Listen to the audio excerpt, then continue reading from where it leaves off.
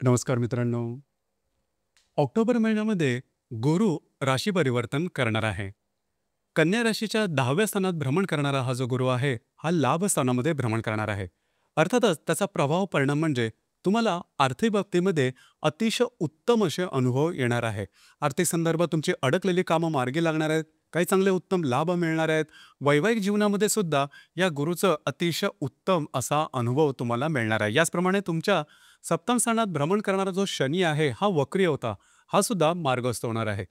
हे ग्रह आणि इतरही जे ग्रह आहेत त्याचे प्रभाव परिणाम ऑक्टोबर, नोव्हेंबर आणि डिसेंबर या महिन्यांमध्ये कन्या राशीकरता कसे असतील या संदर्भातली खुलासेवार चर्चा आपण या व्हिडिओमध्ये करणार आहोत.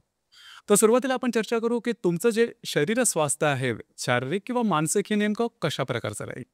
जसं की तुमच्या राशीचा जो स्वामी आहे बुध, हा तुमच्याच राशीमध्ये भ्रमण करतो आहे. तो प्रथम, द्वितीय, तृतीय आणि चतुर्थ स्थानामध्ये भ्रमण करणार आहे. त्याबरोबरच तिथे रवी आणि शुक्र सुद्धा भ्रमण करणार आहे. राशीचा जो षष्ठेश आहे शनी, हा तुमच्या सप्तम स्थानामध्ये भ्रमण करत आहे आणि जवळजवळ नोव्हेंबरमध्ये हा मार्गस्थ सुद्धा होणार आहे. आणि राशीचा नंबर 1चा अशुभ फलदायी ग्रह मंगळ, हा मंगळ तुमच्या द्वितीय, तृतीय आणि चतुर्थ स्थानामध्ये भ्रमण करणार आहे. एकंदरीतच सांगायचं झालं तर या 3 महिन्यामध्ये तुमचं जे शरीर स्वास्थ्य आहे हे अतिशय उत्तम असणार आहे. अजिबात काळजी करू नका. खास करून तुमच्या राशीबद्दल सांगायचं झालं तर शारीरिकतेच्या संदर्भात नेहमी छोटे मोठे त्रास हे तुम्ही अनुभवतच असता. मात्र काळजी करू नका. येणाऱ्या 3 महिन्यामध्ये तुम्हाला काही सुंदर असे आणि जबरदस्त अनुभव येणार आहेत. तुमचा उत्साह हा जबरदस्त दिसणार आहे. खास करून नोव्हेंबर महिन्यामध्ये रवी आणि मंगळ हे दोन्ही तुमच्या तृतीय स्थानात असणार आहे. त्याच्यामुळे एक जबरदस्त ऊर्जा तुम्ही स्वतःमध्ये फील करणार आहात. नवीन नवीन कामे तुम्ही त्या दरम्यान हाती घेऊ शकता. आणि या जोडीला तुमच्या लाभस्थानामध्ये भ्रमण करणारा जो गुरु आहे, हा सुद्धा पंचम दृष्टीने तुमच्या तृतीय स्थानाला पाहणार आहे. याचाच अर्थ असा, जी काही नवीन तुम्हाला कामं करायची असेल आणि ज्याबद्दल थोडा मनामध्ये किंतु परंतु आहे किंवा लो ऑफ कॉन्फिडन्स असेल, तर अशी जी कामं आहेत, ही कामं तुम्ही नोव्हेंबर महिन्यामध्ये हाती घेऊ शकता. अगदी सहजपणे पूर्ण होताना दिसेल. अजिबात काळजी करू नका. तर येणारे 3 महिन्यात 3 महिने तुम्हाला शारीरिक मानसिक संदर्भामध्ये उत्तम असणार. इथे एकच गोष्ट आहे की थोडंसं होतं काय की ज्या ज्या वेळेस आपण जास्त कार्यान्वित होतो त्याचा थोडासा परिणाम आपल्या शारीरिकतेवरती दिसून येतो. तर तिथे थोडंसं तुम्हाला काळजी घ्यायला हवी. परंतु अर्थातच त्याचा फारसा मोठा परिणाम तुमच्या दैनंदिन जीवनावरती होणार नाही. यानंतर आपण चर्चा करणार आहोत की तुमचा जो आर्थिक स्तर आहे हा नेमका कशा प्रकारचा राहील. जसं की तुमच्या राशीचा जो धनेश आहे शुक्र, हा अतिशय महत्त्वपूर्ण ग्रह आहे कारण हा तुमचा भाग्येश पण आहे. हा शुक्र तुमच्या प्रथम स्थानात, द्वितीय स्थानात, तृतीय स्थानामध्ये भ्रमण करणार आहे. तर एकंदरीतच सांगायचं झालं तर तुमच्या आर्थिक संदर्भात हे जे 3 महिने आहेत, हे 3 महिने तुमच्यासाठी अतिशय उत्तम असणार आहेत. अजिबात काळजी करू नका. आणि आर्थिक स्तर हा तुमच्यासाठी थोडासा वीक पॉईंट आहे. म्हणजे खिशात पैसे असले की बरं वाटतं, की तोच जो अनुभव आहे, हा अनुभव तुमच्या 3 महिन्यात तुम्हाला 3 महिन्यामध्ये येणार आहे. आर्थिक आवक उत्तम प्रकारे असणार आहे. खर्च थोडे होतील, परंतु खर्चाचं गणित कसं मांडायचं हे तुमच्या राशीकडून खरं तर शिकायला हवं. आणि तसाच काहीसा अनुभव हा या येत्या 3 महिन्यामध्ये येणार आहे. आणि आता हे जे 3 महिने आहेत हे खरं तर सणासुदीचे आहेत. म्हणजे मोठा जो सण आहे संपूर्ण वर्षाचा, दिवाळी, हा ऑक्टोबर महिन्यामध्येच आहे. अर्थातच दिवाळीचा सण हा तुमच्यासाठी अतिशय उत्तम प्रकारे जाणार आहे. तुम्ही अगदी मनसोक्त तुम्हाला आवडेल तशा प्रकारे दिवाळी साजरी करणार आहे. त्याच्यामुळे तशी काय काळजी करू नका. दुसरी महत्त्वाची गोष्ट म्हणजे जर का तुम्ही शेअर मार्केटमध्ये ट्रेड करत असाल तरी सुद्धा काही चांगले उत्तम अनुभव तुम्हाला या महिन्यामध्ये निश्चित आहे. खास करून नोव्हेंबर महिन्यामध्ये शेअर मार्केटच्या ज्या संदर्भातल्या ज्या काही गोष्टी असतील, म्हणजे काही नवीन ट्रेड करायचे असेल, नवीन इन्व्हेस्टमेंट करायचे असेल, नवीन काही सौदे करायचे असेल, तर तुम्ही नोव्हेंबर महिन्यामध्ये नक्की करू शकता. कारण तुमच्या लाभस्थानात भ्रमण करणारा जो गुरु आहे, जो की राशी परिवर्तन करून लाभस्थानामध्ये येणार आहे, तो पंचम दृष्टीने तुमच्या सप्तम दृष्टीने तुमच्या पंचम स्थानालाच पाहणार आहे. त्याच्यामुळे काळजी करू नका. त्या संदर्भातले सुद्धा काही उत्कृष्ट अनुभव तुम्हाला मिळणार आहे. यानंतर आपण चर्चा करू गृहसौख्याबद्दल. गृहसौख्याबद्दल सांगायचं झालं तर राशीचा जो चतुर्दश आहे गुरु, हा तुमच्या दशम स्थानातून लाभ स्थानामध्ये भ्रमण करणार आहे.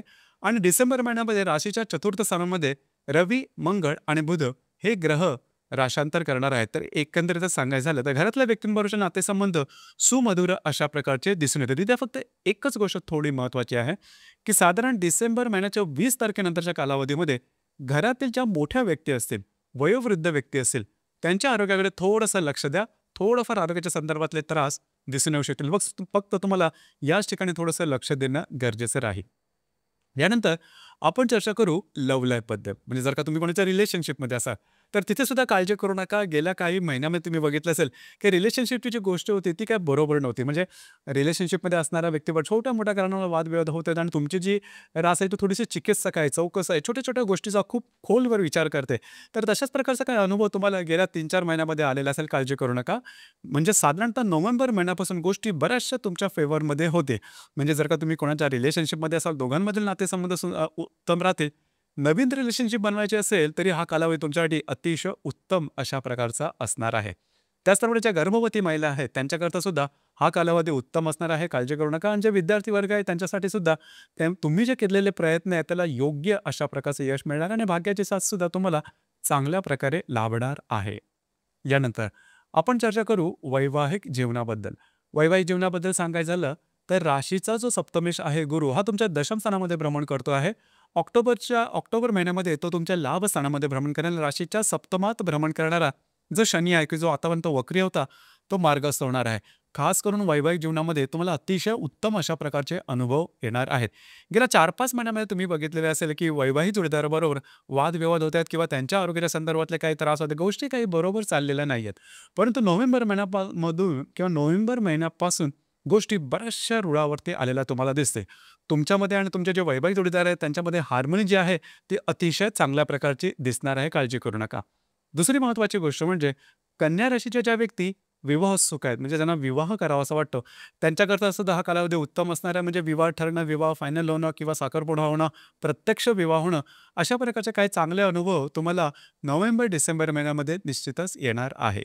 यानंतर आपण चर्चा करणार आहोत ग्रहयोगाबद्दल. पण तत्पूर्वी एक सांगावसं वाटतं, की हे जे 3 महिने आहेत म्हणजे ऑक्टोबर, नोव्हेंबर आणि डिसेंबर, या तीन महिन्यामध्ये बऱ्याचशा गोष्टी तुमच्या अपेक्षेप्रमाणे घडणार आहे.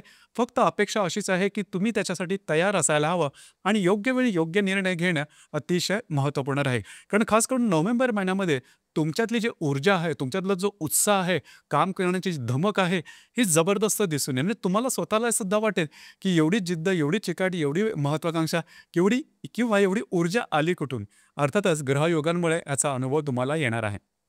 आता आपण चर्चा करू, की या 3 महिन्यामध्ये होणारे जे ग्रहयोग आहेत, त्याचे प्रभाव परिणाम नेमके तुमच्या राशीवर कशाप्रकारे असणार आहेत.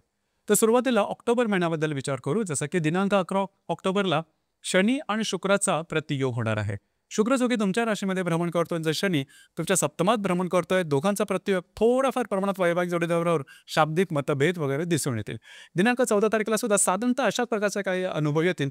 कारण 14 तारखेला तुमच्या राशीतला शुक्र आणि सप्तमातला नेपच्यून हे प्रतियोग करणार आहे. तर इथे थोडंसं तुमच्यामध्ये आणि तुमचे जे वैवाहिक जोडीदार आहेत त्यांच्यामध्ये थोड्याफार प्रमाणात मिसअंडरस्टँडिंग किंवा गैरसमज अशा प्रकारचं काही वातावरण तयार झालं तर त्याचा फारसा मोठा परिणाम हा तुमच्या वैवाहिक जीवनावरती होणार नाही. यानंतर आपण चर्चा करणारा दिनांक 28 तारखेला गुरु आणि मंगळाचा त्रिकोण योग होणार. अतिशय महत्त्वपूर्ण अत्यंत शुभफलदायी अशा प्रकारचा योग आहे. खास करून जसं मी सांगितलं, की नोव्हेंबरपासून तुम्हाला गोष्टी बऱ्याच प्रमाणात तुम्ही ॲक्टिव्ह असणार. तर त्याची सुरुवात ही 28 ऑक्टोबरपासूनच तुम्हाला दिसून येईल. खास करून 28 ऑक्टोबरला जे काही तुमच्या मनात नवीन-नवीन गोष्टी करावायच्यात किंवा ज्याबद्दल थोडीशी साशंकता आहे, की एखादी गोष्ट आपल्याकडून होईल की नाही, काळजी करू नका. 28 तारखेपासून गोष्टी तुमच्या अपेक्षेप्रमाणे होणार. तुम्ही बऱ्याच प्रमाणात ॲक्टिव्ह असणार आहात. कमिटमेंट, प्रॉमिसेस, कागदोपत्री व्यवहार, नवीन कामाची सुरुवात अशा गोष्टींसाठी सिद्ध राहा आणि तशा गोष्टी तुम्ही एका दमामध्ये करून मोकळे व्हा.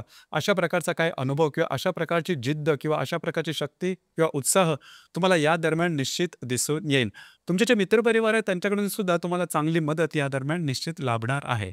दिनांक 29 ऑक्टोबरला शनीचा मंगळाशी त्रिकोण योग होणार आहे. अर्थात हा सुद्धा अतिशय महत्त्वपूर्ण आणि शुभदायी योग आहे. खास करून तुमच्या सप्तमात भ्रमण करणारा शनी आणि तृतीयात भ्रमण करणारा मंगळ हे त्रिकोण योग करणार आहे. वैवाहिक जोडीदाराचे नातेसंबंध सुमधुर अशा प्रकारचे दिसून येतील. वैवाहिक जोडीदाराबरोबर कुठे बाहेर फिरायला जाण्याचा योग संभवतो. याचप्रमाणे जर का तुम्ही पार्टनरशिपच्या बिझनेसमध्ये असाल तर त्या संदर्भामध्ये सुद्धा काही चांगले अनुभव तुम्हाला मिळू शकतात किंवा नवीन काही सुरुवात करायची असेल तरी सुद्धा हा कालावधी अतिशय चांगला राहील. खास करून 29 ऑक्टोबरला अशा प्रकारे तुम्हाला अनुभव चांगले मिळू शकते. आता आपण चर्चा करू नोव्हेंबर महिन्याचे जे ग्रहयोग आहेत ते नेमके कशा प्रकारचे असेल. दिनांक 4 नोव्हेंबरला मंगळाचा हर्षलची प्रतियोग आणि नेपच्यूनशी त्रिकोण योग होणार आहे. मंगळ जो की तुमच्या तृतीय स्थानामध्ये भ्रमण करतो त्याच्याबरोबर भाग्यातला हर्षल आणि हा प्रतियोग करेल आणि तृतीयातला नेपच्यून त्रिकोण योग करेल. थोडंसं इथे आरोग्याकडे लक्ष देणं गरजेचं आहे. आता आरोग्याच्या संदर्भातली गोष्ट ही महत्त्वाची आहे, की तुम्ही जास्त प्रमाणात ॲक्टिव्ह झाला, तर तुमच्या राशीला शारीरिक मेहनत किंवा फिरणं वगैरे हे तेवढंसं जमत नाही. असं म्हणण्यापेक्षा थोड्याफार तुम्ही लवकर जास्त मेहनत केली, शारीरिक मेहनत केली, लवकर मलूल होतं किंवा थकून जाता. तर तशाच प्रकारचा थोडासा अनुभव येईल, तर या दरम्यान थोडंसं आरोग्याकडे लक्ष देणं गरजेचं राहील. यानंतर दिनांक 17 तारखेला रवीचा गुरु आणि शनीशी त्रिकोण योग होणार आहे. तृतीय स्थानात भ्रमण करणारा रवी हा लाभातील गुरु आणि सप्तमातील शनीबरोबर त्रिकोण योग करणारा अत्यंत महत्त्वपूर्ण, अतिशय शुभफलदायी अशा प्रकारचा हा योग आहे. सरकार दरबारी तुमची काही कामं अडकलेली असेल, ती या दरम्यान पूर्ण होताना दिसते. वैवाहिक जोडीदाराचे नातेसंबंध सुधारतील, काही चांगले अनुभव तुम्हाला या दरम्यान येतील. तुमचे जे मित्रपरिवार आहेत त्यांच्याकडून तुम्हाला काही चांगले सल्ले मिळतील, काही अनपेक्षित लाभ मिळू शकतील. नवीन कामाची सुरुवात या दरम्यान करू शकता. भावंडांसंदर्भातले नातेसंबंध सुद्धा अधिक दृढवत होतील. याचप्रमाणे दिनांक 19 तारखेला बुध अ, बुधाचा नेपच्यूनशी त्रिकोणयोग आणि हर्षलशी प्रतियोग होणार आहे. बुध जो की तुमच्या तृतीय स्थानामध्ये भ्रमण करेल आहे, याच्याबरोबर तुमच्या भाग्यातला जो हर्षल आहे हा प्रतियोग करेल, सप्तमातला जो नेपच्यून आहे हा त्रिकोणयोग करणार आहे. तर कागदोपत्री व्यवहारच्या संदर्भात थोडीशी काळजी घेणं गरजेचं राहील. दिनांक 21 तारखेला रवीचा नेपच्यूनशी त्रिकोणयोग आणि हर्षलची प्रतियोग होणार आहे. इथे सुद्धा थोडंसं वादविवादापासून लांब राहणं गरजेचं आहे. छोट्या-छोट्या गोष्टीवरून लक्षात घ्या, तुमची जी रास आहे, थोडीशी चिकित्सक आणि चौकस आहे आणि सगळ्यात महत्त्वाची म्हणजे परफेक्शनिस्ट अशा प्रकारची रास. म्हणजे तुम्हाला सगळ्या गोष्टी अगदी परफेक्टच असायला हव्यात. थोडंफार जरी त्याच्यामध्ये 19-20 ज्याला आपण म्हणतो असं झालं, की लगेचच्या लगेच तुम्हाला ते काय अस्वस्थ झाल्यासारखं वाटतं आणि मग तुमचा सगळा मूडच बदलतो. तर अशाच प्रकारचा काय अनुभव या दरम्यान येऊ शकेल. तर दिनांक 21 तारखेला अशा प्रकारचे म्हणजे गोष्टी सगळ्या झालेल्या असेल, बरोबर सुद्धा असेल, पण अगदी संपूर्णपणे झालेलं नाही. त्याच्यामुळे थोडंसं मनात किंतु परंतु राहील. तशा प्रकारचा अनुभव साधारण 21 तारखेला वगैरे येऊ शकेल. साधारण 30 तारखेला शुक्राचा नेपच्यूनशी त्रिकोण योग आणि हर्षलशी प्रतियोग होणार आहे.